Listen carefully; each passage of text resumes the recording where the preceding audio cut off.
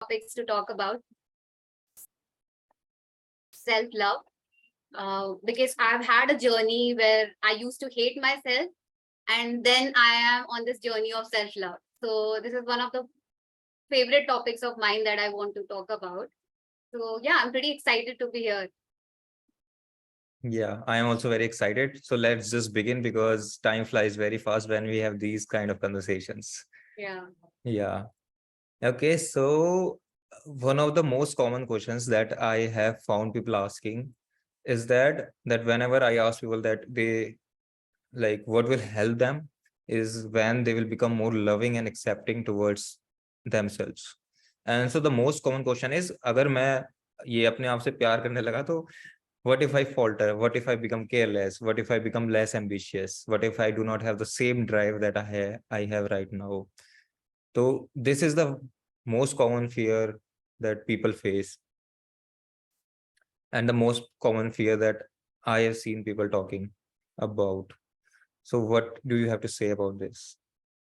Okay. Yeah, I've also heard about this. This is actually the biggest myth that is out there. So, you know, I would like to begin this answer with a question. So when people say that I'll be more careless, I won't be able to achieve my goals.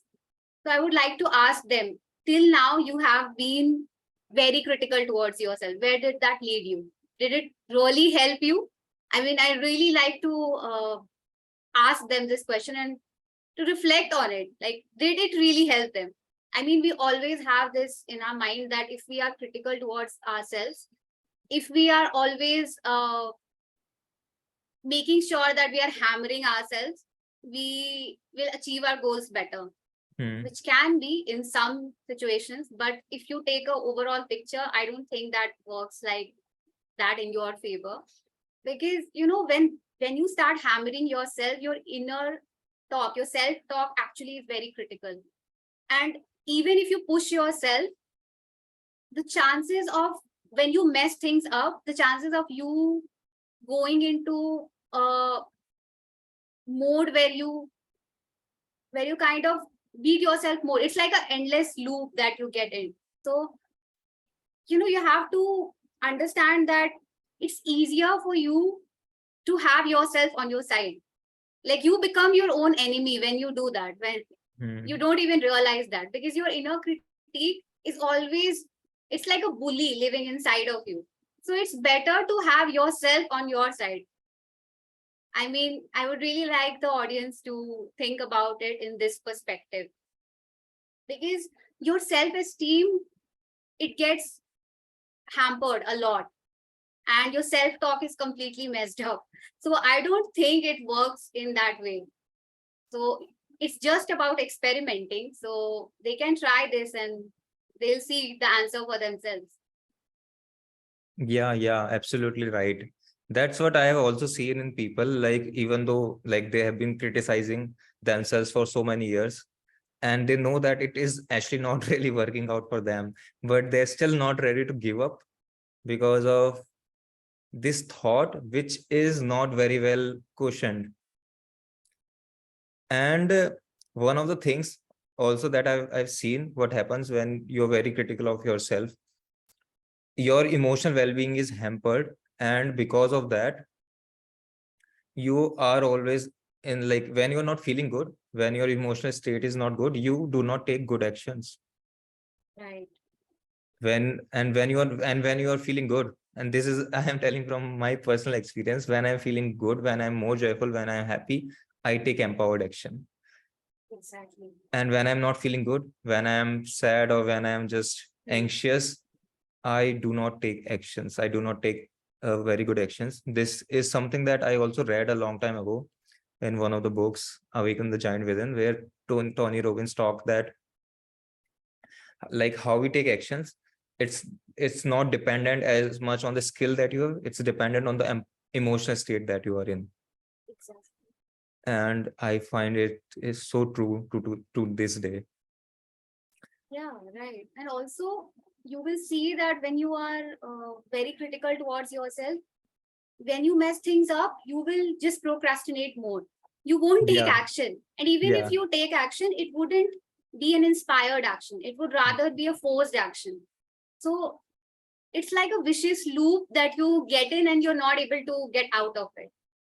So it's better to have yourself on your side rather than being your own enemy.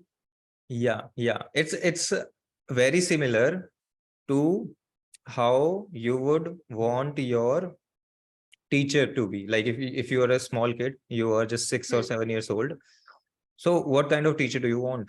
Do you want a teacher who is supporting you, who is loving towards you, who who holds you accountable with love and with gentle, like he guides you gently and carefully, like he's careful towards how your feelings, or a teacher who just beats the shit out of you and is always criticizing you Right. and always pointing fault at you, that you are not good enough, you're not worthy of this, and तुमसे नहीं हो पाएगा, तुम रहने दो. So what kind of teacher do you think you will do better in both of the scenarios? And I think the answer is very obvious. Yeah. पूरा self image ही खराब हो जाएगा आपका when you are in that scenario. आपको कोई हमेशा आपकी fault से दिखाते रहेगा तो your self image will become that. You will see yourself as a failure, as somebody who always mess things up. आप अपने आप को वैसे देखोगे ही नहीं. So yeah, I completely agree. Yeah. And yeah, so that's the thing with the very first question that I asked. What, how things happen, when you're criticizing yourself and when you have this doubt कि अगर मैं uh if I, like, what will happen if I start loving and accepting myself. So I will ask you that, so like you said that you used to criticize yourself a lot earlier. So Yes. what were the changes that you experienced when you started being more loving and accepting towards yourself?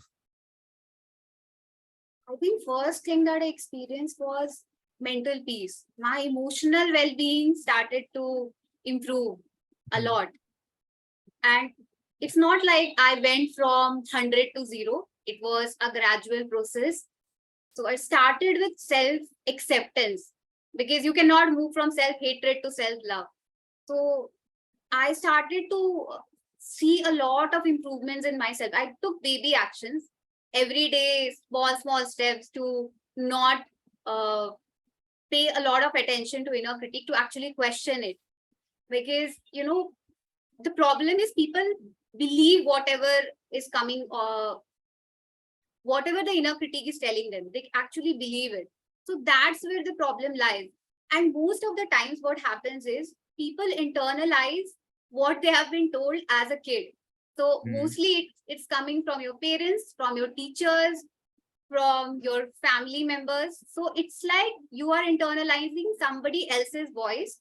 And now you have created a self concept which is not even yours. So you don't even know yourself. So with me, what I started off with is self awareness. Because for me, self love was something like a marketing gimmick. I used to think like that. And yeah, I started Yeah. working upon myself and with self awareness. I never really thought that I had something good in me. I never really paid attention to it. So I started off with very easy process like journaling. So I started off and with this question: is there anything good about me? What is it that makes me me? So I wrote everything down, and then it was like a light bulb moment. So all my life, I've always focused on what was wrong with me. I had a lot of issues with uh, like body image issues and self critical thoughts and a lot of issues, trauma, unresolved trauma, a lot of things. So when I started to bring my conscious awareness to what I have, what is good in me, it actually improved my self esteem. Then I moved on to self acceptance. And now, when I talk about self acceptance, it's not just accepting your desirable parts, it's also accepting your undesirable aspects, even when you are procrastinating, even when you are not hitting your goals. So, you have to treat yourself with self compassion. Like, we are so compassionate towards others, but when it comes to us, we are exactly the opposite. So, we tell our friends and our loved ones that be kind to yourself. But when Yeah. it comes to us, it's like you don't deserve to even have compassion. Like you don't even think yourself in that way. So, when I started detaching myself from the negative self talk, that's when I realized that how much I was being unkind to myself. So yeah, that's how the journey has been for me, and a lot of other things also um, helped me. But I think that will be more of a forward journey for people. Yeah, that's amazing. And that's amazing how you have progressed step by step from self-acceptance and then raising your self-esteem and then finally coming to self-love. And yeah, it's a very true thing that it's a, if you are not aware and you do not understand very well and you have not researched about what self-love is, then you will really think of it as a marketing gimmick because it is one of those buzzwords out there. Yes, right. Yeah. So moving on that part, like whatever you shared. So one of the things that happens, yeah, like it's easy to love ourselves when things are all going fine, when we are doing good. But life is not like that. Life is not perfect. We do not always get what we want, and we falter, we make mistakes. We are imperfect human beings. And then it is very difficult to be loving and kind towards oneself, right? So how did you work on that? Like if someone is very critical towards their imperfections, towards things where they are not good at, if they are judging and criticizing themselves in those areas, what can they do about it? So this has to do with again self compassion, Hmm. because we feel that we love ourselves, but when things are not going our way, we realize that we don't actually love ourselves, because love is unconditional. It doesn't have to be that you love yourself only when things are going right. So for this, what will work is to see yourself from a very detached perspective. Now, when I say that, it's not easy to do when you are in your conscious state. So, for example, there are a lot of meditations that really help. So, when you meditate and when you actually see yourself as the part of you that is suffering, so you have to detach yourself. You are observing yourself Hmm. as the person who is suffering right now, and you see that there is a lot of suffering. And when you are not detached, because what happens is when you are suffering, we don't detach ourselves. We see ourselves when we are in the drama. We are stuck in that scene. So when you detach yourselves, and it happens in meditation better, because you can detach yourself.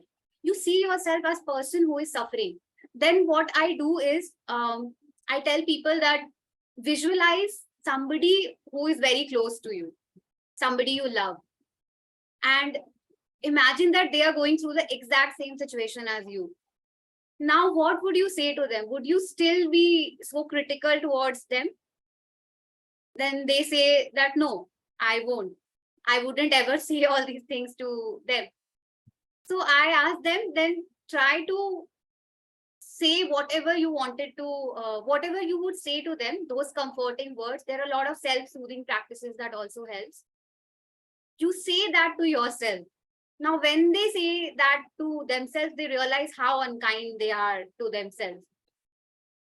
Another practice that can help is inner child healing, but that is a different topic altogether. So, just to give an instance, what you do is you meditate and you think about a situation of your childhood where you felt helpless, where you felt like you were criticized and nobody was there for you. You felt a lot of shame or guilt or whatever. So you see that child, you visualize that child going through the situation, and then you kind of be there for them, that little kid. You visualize yourself as your child version, and you comfort them. You tell them that it's okay. I'm there for you. So it's kind of a reassurance. So that when they do all these exercises, it's very emotional for them. Most of them, they tear up, and yeah, you realize how unkind you are to yourself. Mhm. So these things can help. Another thing is, you have to, this is a very quick practice, anybody can do it. When you become very critical towards yourself, just name that inner critique with the name of any character that you find funny or you hate. For example, I name mostly Voldemort or Cruella. So you kind of see them as this evil character, Hmm. and then it's like, then you are able to detach yourself from that critical voice, because otherwise you think that you are that critique. Yeah, So yeah, that also helps you, because you give them a persona, a character. So that is also helpful. yeah. I think all the exercises that you mentioned, they're so wonderful and basic exercises. And I have like experienced all of them, and they work like magic. And yeah, like starting with the first one, where you detach yourself and see like from the third perspective view. I think that works very well when you are way too critical of yourself, that you are not even able to comfort yourself from a first point of view. It's very effective there. Then the inner child healing. Inner child healing is again uh, a deep exercise, and yeah, it's very powerful. On just one session of inner child healing can bring such a shift in who you are being. Then the third one, where you name your character. So I did one exercise like that, where I named like a lot of different characters in my mind. Hmm. Like, so there was someone uh who was very optimistic. Then there was this voice. Then there was someone who was critical of other people, who was always judging people.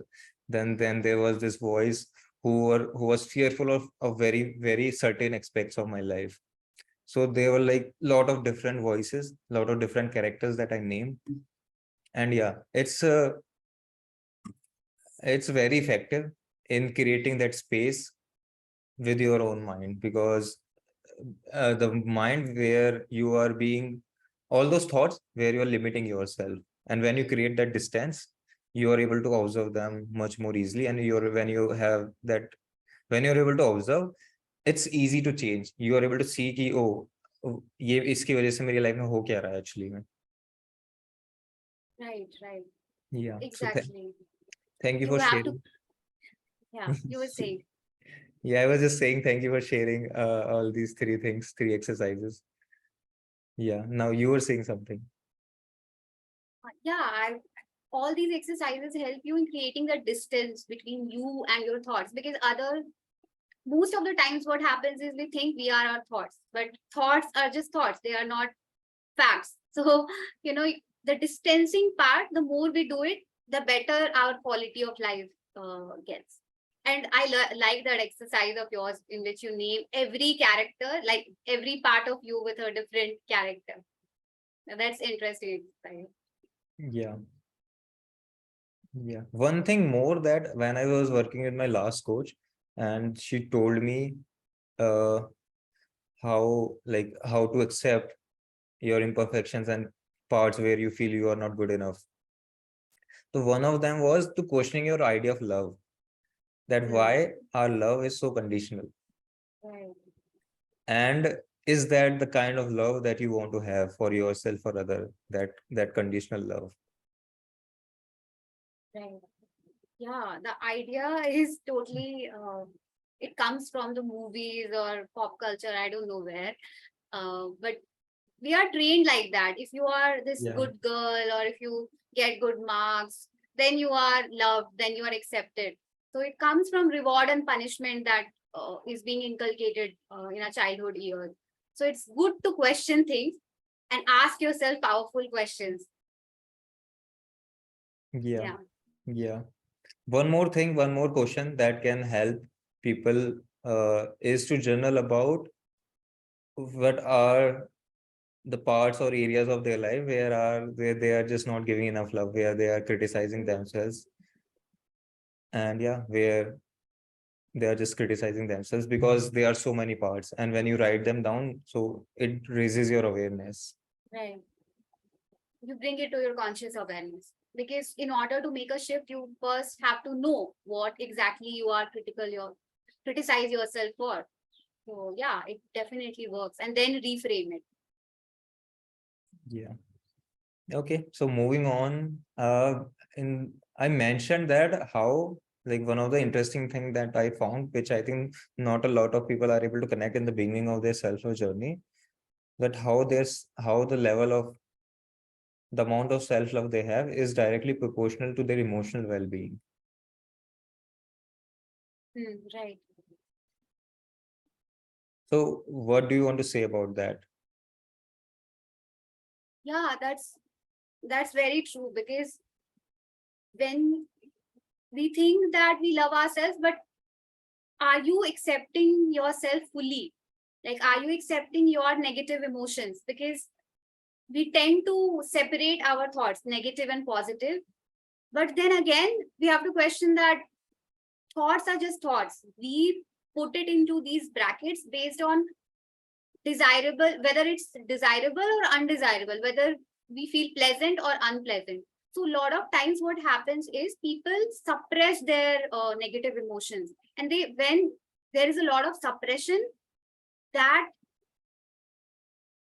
that really affects your emotional well-being, because there is a part of you that needs attention, but you are just putting it under the rug and not paying conscious awareness to it. But over time, it builds on and becomes a big mess. And then you have no other option to pay attention to it. So it's better to process your emotions every day in a healthy way. And what happens is, over time, when you don't process your emotions, then it leads to a lot of physical ailments also. And I have Mm. seen it in my experience. So yeah, it's always directly proportional, because when you do not process your emotions in a healthy way, uh, you your self-esteem gets totally messed up. Your self-love quotient is zero, and everything that you're doing, it's like you are you're being accepting of one thing and not accepting of another thing. So it affects your mental health also over time. So yeah, it's completely directly proportional to it. Yeah. Yeah, yeah, exactly. Also, the overthinking aspect is so much related to when you're not able to process your emotions, your uncomfortable emotions, and that's when overthinking comes into play, because like it is another one of those coping mechanisms to like to avoid feeling the pain, because you are constantly in your mind and then you are just trying to solve that problem in your mind Hmm. without processing what you're feeling. Right. And then, of course, because you are not processing, uh, it is not passing away. You are in the same state, and when you are in that same state which is not comfortable, or where you are not comfortable, you also have thoughts which are in resonance with the emotions that you are having. So Right. suppose you are anxious, you are feeling anxious, so you will have more likely to have a thought which will make you even feel more anxious. Right. It's a trail. Right. Yeah, it's a trail and it's a loop. Yeah. Right. And not just overthinking, all the emotions that are not processed, it gets piled on, and eventually there is an outburst, either in form of anger outburst or panic attacks, or overthinking. All these emotions get amplified when you don't pay attention to it, when you don't process it. So yeah, I completely agree. Yeah, and in today's world, it feels like that more than ever.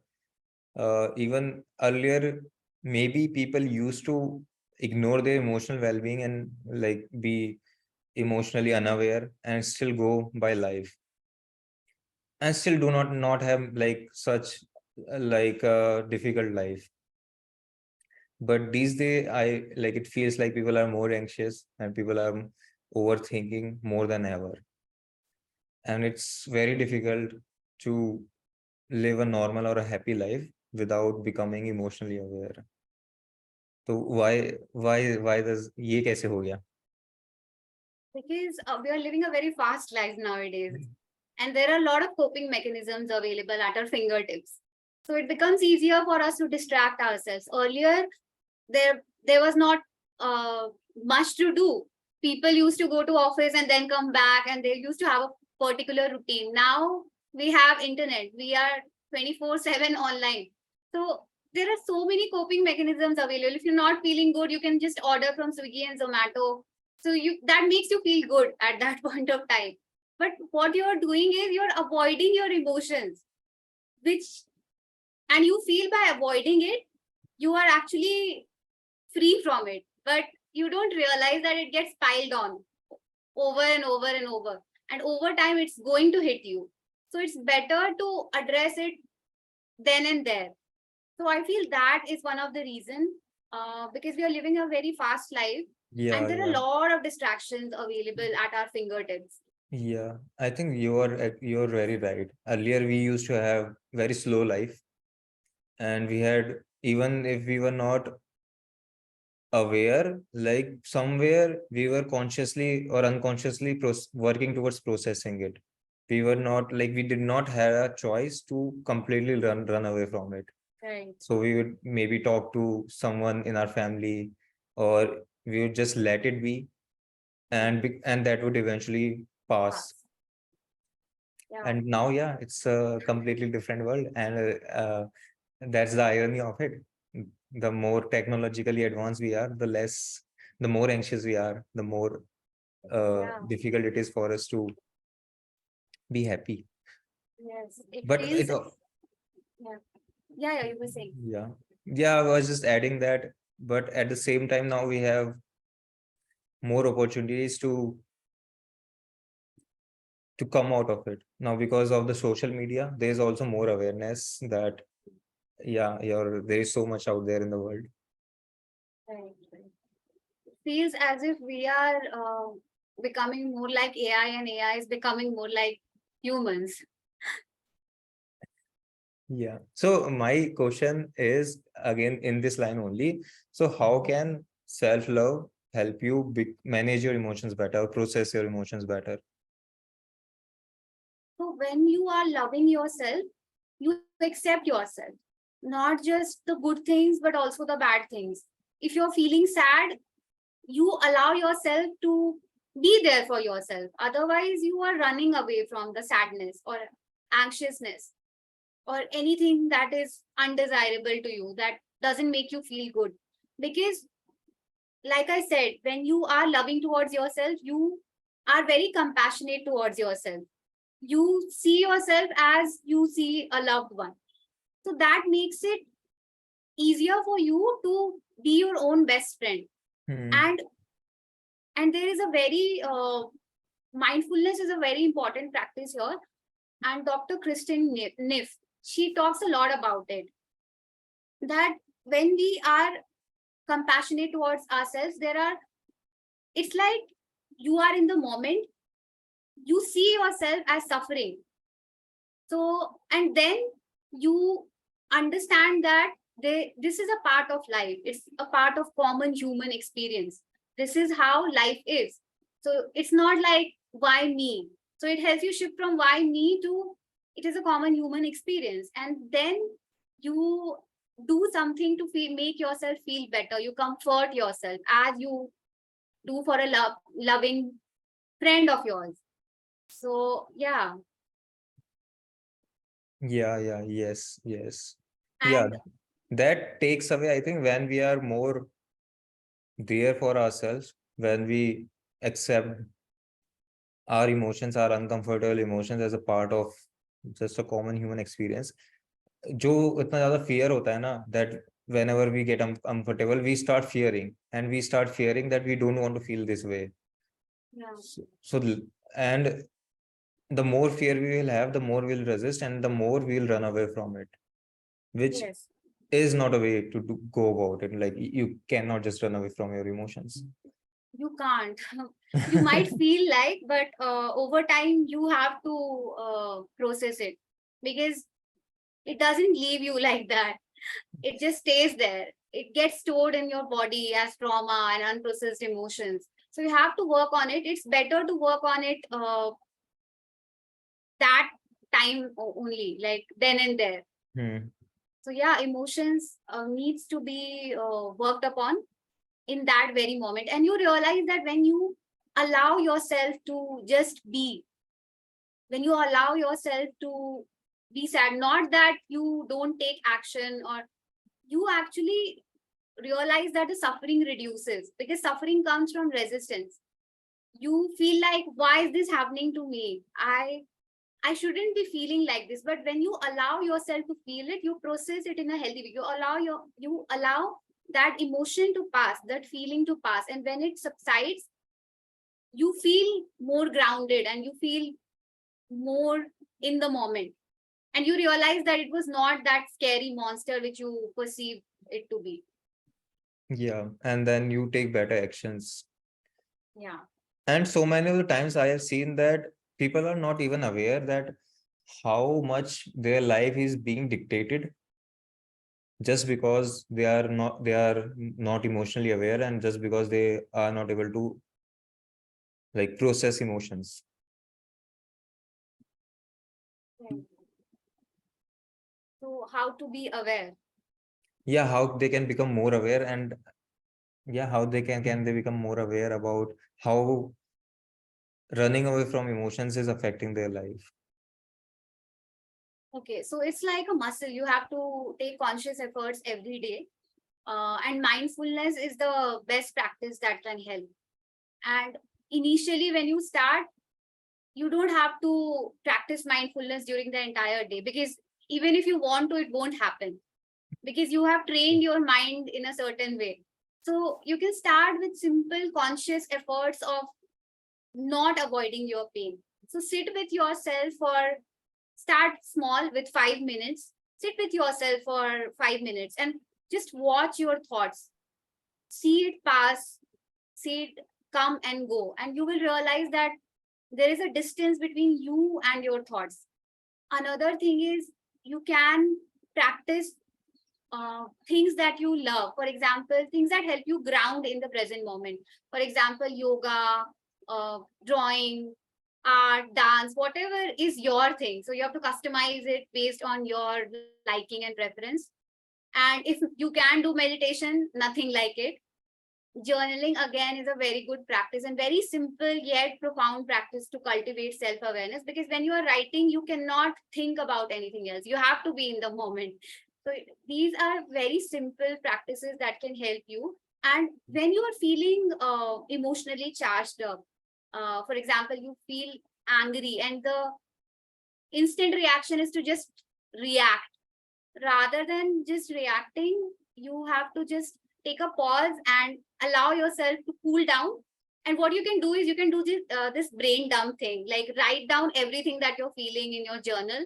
And by the end of the practice, you will realize that firstly, it helps you create that distance, and you will feel so much lighter. Like all the unprocessed things will come out on paper. So these things are very helpful for Yeah. a beginner. And how about working with a coach? Oh yeah, that's the best. Of course, that is the best thing that you can do, because you have a guide, you have a mentor, and they are there to empower you. So a coach helps you see you in a way that you haven't seen yourself. So it's like, if you don't see yourself as a diamond, your coach can see you as a diamond. Yeah, yeah. Not just a coach. I mean, a coach is a professional and he always do that. But like what is coming to my mind is that when there was a time when I was struggling with a lot of back pain, and I was diagnosed with an incurable autoimmune disorder, and there was no hope. Like I had no idea what to do. Even doctors had told me that, yeah, like this is not going to get any better. You have to live your life like this. And I received during that time I received a message from my best friend that dude, you are like one of the most mentally strong person that I have met in my life. And I looked that message, and for a moment I was like, really? Like this person thinks like that? Right. But somehow I started looking at the things that I have done in the past and why he believes that. I did not like ignore it completely. And which was a I now that I see look back at it, I think it was a big turning point in how I was going to go about that journey and the decisions that I was going to make. So yeah, like someone who can just see your greatness before you do it, it just change a whole lot of things. Right.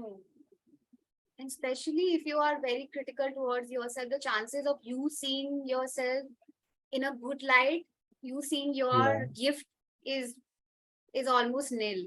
Yeah. So it takes somebody else to see the diamond that you are. And I loved how you shared your experience because yeah, you have, like, your friend told you and then it kind of hit you. So I have had also had similar experiences, and before that I was like, really, yeah, that is the reaction that you feel.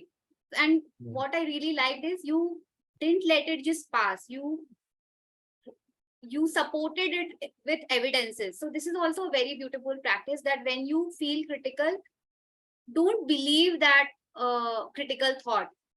Give your brain the evidences that it needs to believe a different thought, and write down all the achievements that you've had, all the times where you were able to be resilient. So Yeah. that will also help you give you a very different narrative. Yeah. Yeah. That's very true. The mind works on the evidence basis simply, and there is always evidence to look for what you find. Like if Yeah, you see yourself that you are a terrible person, you will start finding evidence for it. But if you see exactly. yourself as a like you are a good person and you have done great things in life, sooner or later you will start seeing that. And whatever you will focus on, It it will grows. start, yeah, it will grow, it amplifies. Yeah. Yeah. So we are just into the final minutes. Uh, this was a long one. This was for 45 minutes. Usually I have 30 minutes. But Okay. because this was a special topic, I thought let's do it for 45 minutes. Uh, any last thoughts that you want to share? Or I am coming up with this question that do you want to share few self-care or self-love tips and exercises that people can simply and easily follow in their routine? Yeah. So start with simple things. Have a self-care routine for yourself. Um, Another thing is practice self-compassion little by little, because it will be very difficult for you initially. So, treat yourself as a loving friend. If it is too difficult for you to do that, what you can do is, whenever you are facing certain situation or adversity in life, you can write a letter uh, Mhm. addressing your friend, and then apply the same thing on yourself. So these are few of the practices that will help you cultivate self compassion, because that is really important. Another thing is, write down all the things that makes you you. What is it that Yeah. only you have? So that will help you build that awareness that not everything about you is bad. There is also good things in you. And if it is too difficult, find a friend or anybody who can show you that good side, because like you said, we need somebody else sometimes. It can be a coach, it can be a therapist, it can be your friend or your family, anybody. So these practices will help you in seeing yourself in a different light. Hmm. um, Yeah. Very and lastly, self acceptance. Accept yourself even when you are not being your perfect version. Perfection anyways is myth, but accept yourself in entirety, not just the good parts, the bad parts also.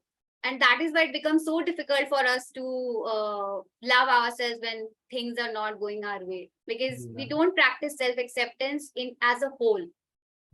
I think So if we understand that it is even more important to love and accept ourselves when it is difficult, when it is hard, that is the Yeah, time when it is even more important. exactly. Because if you have, if there is a child who is going through something, would you be that critical towards them? Would you beat them up? Like, why did you do this? You wouldn't do that, right? So why don't you apply the same thing to yourself? Of course, it's easier said than done. So it's always better to start uh, start little by little, take baby steps each day, and then build upon it, and eventually it will compound up. Yeah, yeah, absolutely. It's all about consistency then in the end. Yeah, it is. Yeah, I think like for me, the lot of basic things that worked was simply taking care of my physical health, eating healthy, having a good sleeping routine, and yeah, doing things that I consciously wanted, like spending my time in a productive manner. Not that like chasing productivity, Hmm. but yeah, being more conscious on how I wanted to spend my time. And when I worked on these very basic things, it like my self-worth and self-esteem started raising very quickly, because now at the end of the day, I was someone who was proud of myself, that I was able to spend my time the way I wanted. And it was just a day thing, but slowly and slowly it compounds. And one simple exercise that I started doing was that I used to simply write just 2 to 3 strength areas, like you told, Hmm. like what is that only you have. So I Yeah. started thinking more about that. What is that I only have? What are my strengths? And when I started doing it, a lot of things started coming on the surface which I was never even aware of. And the more I did that exercise, the more the more I had that awareness of strength, awareness of my strengths. Again, the more I was able to like believe in myself, raise my self-confidence and my self-worth. Right. Yeah, it's all about practice. Once you start this journey of self awareness, there is no going back. You consciously find 5 things you like about yourself. You will build on to 10, then to 20, and then you will find so many things that is good about you. And you will eventually even go on to find your purpose. So, yeah, it's a journey that is very beautiful and it's worth taking. Yeah, yeah. It can be difficult, but yeah, if you have the right support, the right tools, the right strategies, then it's not that difficult. It is sometimes still difficult, but then you are more likely to stay on the journey, and you are most of the part where it's you start to enjoy after a while. It's more like it's less difficult and more enjoyable. Right. Yeah, like I said, it's always better to have you on your side rather than against it. Yeah. So oh, we are 2 minutes over. You want to conclude, have like some final thoughts? Yeah, I would like to say that uh, for people who find it very difficult to love themselves, don't give up on this journey. Start small and take baby steps each day. Reach out to anybody who can show the light that you are. And it's a journey that will bring you only abundance, growth, and joy. Like you will enjoy it. It is a foundation of everything in your life. So once you start working on the foundation, everything else starts getting better. So this is what I would like to say at the end. Beautiful, beautiful. Yeah. So if you're someone who suffers, who is very critical of oneself, what I would recommend is that yeah, again, like how Anamika said, start with small steps, take baby steps, and it's so much better if you can have some support in life, no matter who that person is. Uh, it could be your friend, it could be a coach, it could be a therapist, anyone that you can just that is ready to help you. The irony of is this is that when you are very critical of yourself, so it's actually difficult to ask for help Mhm. Right. because then your so much of your sense of self-worth comes from uh, what you do. And when you Yeah. ask When you Right. ask for help, it's like you're a weak person.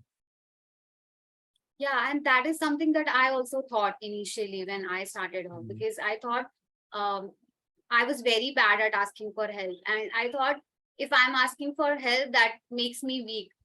But what helped me is, I realized that if I don't take care of myself, then nobody else will. Because, your family can be there for you, but what's going on in your mind, nobody knows. So you have to take a conscious decision before it gets too overboard. So it Mm. was like I was pushed to take action and reach out for help. So Yeah. that is, so I would like to tell people that it's not a sign of weakness. You're actually doing yourself a favor. It Yeah. actually takes a lot of courage to go ahead Yeah, and ask for help. exactly. Exactly. Asking for help is a courageous, very courageous thing to do. Right.